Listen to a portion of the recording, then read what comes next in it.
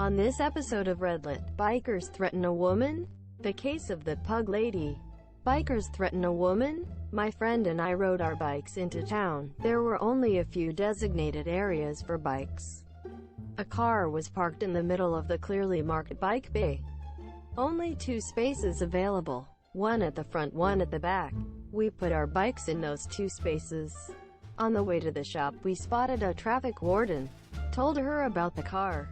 She put a ticket on it. 10 minutes later, we returned to our bikes. The driver is waiting by her car. She starts yelling at us about how petty we were for blocking her in. We ignore her. I say to my friend, "I'm thirsty. I need a coffee." As we're talking, she's still ranting. Traffic warden number 2 writes her a ticket. We go off for a coffee. 20 minutes later, again we return to our bikes. By now she is red in the face, angry. She starts screaming in our faces about how she could just run over our bikes. My friend is only 5 feet 5 inches, started talking to her calmly. That would be a mistake. If anything happens to our bikes, we would know it was you. You've already got 2 tickets. She cut him off. She rang the police claiming that 2 big bikers were threatening her. Her a lone female. The police arrived within minutes. And in numbers. They separated us. Heard our version of events. The truth. The police believed us. One of the police officers spoke to us by loud enough for her to hear. "You lads have had some stress. I don't want either of you riding your bikes. Go for a walk. Grab a coffee." Meanwhile, another police officer is giving her a ticket. 40 minutes later, we returned to our bikes just in time to see traffic warden number 2 issuing another ticket. No idea where she was. Only went to town to buy some paint, meant to be only 5 minutes. She ended up with 4 fixed penalty tickets. Edit 1 ***. Wow, thank you for the silver. Edit 2 ***. Bikers, I thought was clear term everyone understood to mean bikers rode motorbikes. Edit 3 ***. I never claimed that we were bikers. My friend was on a 200cc, I rode a 125. I was still on L plates. Edit 4 ***. This happened in the UK. Over 20 plus years ago. Even more motorcycle bays have gone. The area has now changed. Edit 5 ***. I worked in the area. I knew a few traffic wardens, spoke with them regularly.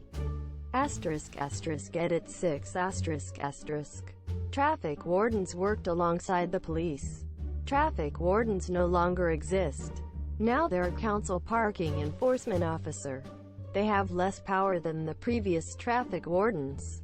Edit 7 ***. Our bikes were close but not touching her car.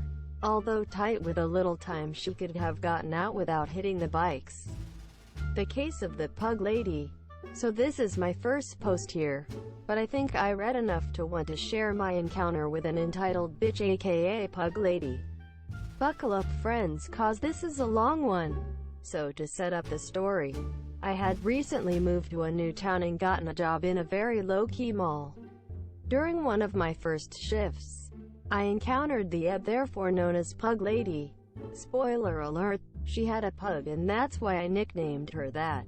Pug lady told me all about how she was poor and waiting for her welfare check, but that until then, she didn't even have enough to feed her dog.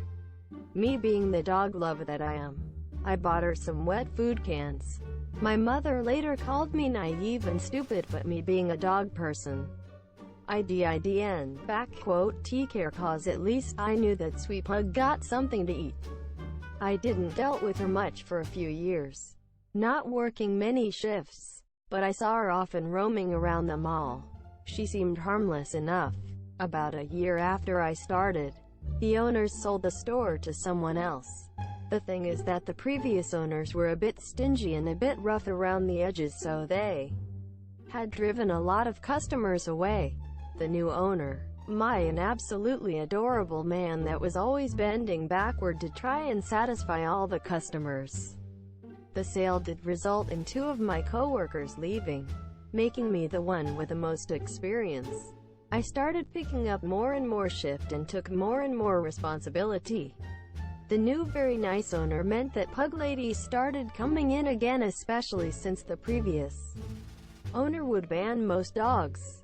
But the new one didn't, as he used to bring his own golden to work. Now at first, the pug lady was a very nice woman, though her heavy size meant that she was often coated in some sort of white residue and had a rather foul odor that made our other clients run from her. Eventually, she figured out that my boss was a sweetheart, and so she laid it on thick with him. As year she would often tell him about how poor she was and how she was so dependent on the wellness program because her size gave her a handicap, and that she was awaiting an operation to lose that weight that she couldn't seem to lose otherwise.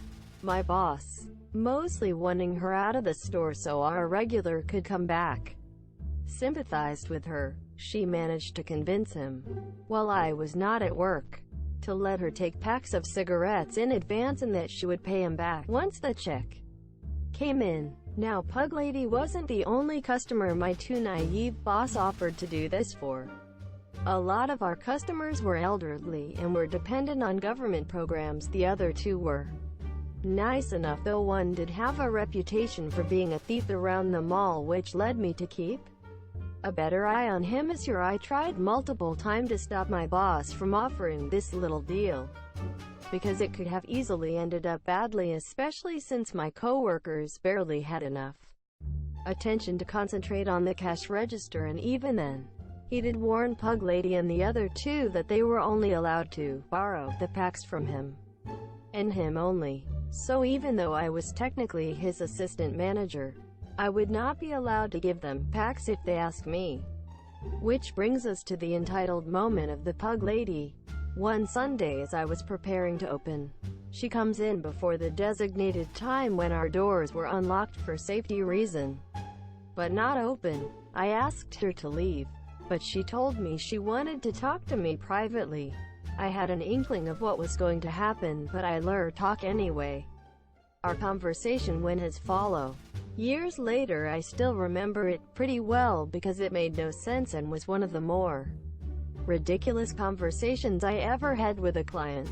Pug lady: I wanted to know if I could have 1 more pack since I really need it and I get my check tomorrow, so I would pay your boss then. Me: I'm sorry, but as you have been made aware, only my boss is allowed to give you packs anymore. Pug lady: yes, but I need it now, and surely he trusts you enough to give me some. Me: maybe, but he told me that only him could give you some. Plus, you already owe him an entire carton, so I feel like you should pay him back before you can ask for more. Pug lady: well then call your boss and he will tell you to give me some. I get the check tomorrow, so I'll come straight in the morning to pay. Me: I'm sorry, but it's his 1 day off during the entire week and has been reserved by his family. I will not contact him unless it's an emergency, and you wanting cigarettes the day before you are supposed to pay him back does not constitute one. I'm sure that he'll be happy to give you some tomorrow once you pay him back. Pug lady, starting to scream at me while spitting: call your boss now. I want to talk to him right this instant. You're being very rude to me. Me: once again, I will not call him during his 1 day off. I'm sorry you are perceiving me as rude, but I'd like you to leave the store right now so I can finish opening, and I invite you to come back tomorrow to see him, monsieur. Pug lady: but I need my cigarettes right now. Call your boss this instant or I will get you fired. Me: for the last time, I will not call my boss, but you are welcome to complain about my attitude tomorrow when you come pay what you owe him and get another pack. Now please leave the store or I will be forced to call mall security and have you escorted. Please note that we did not have actual security.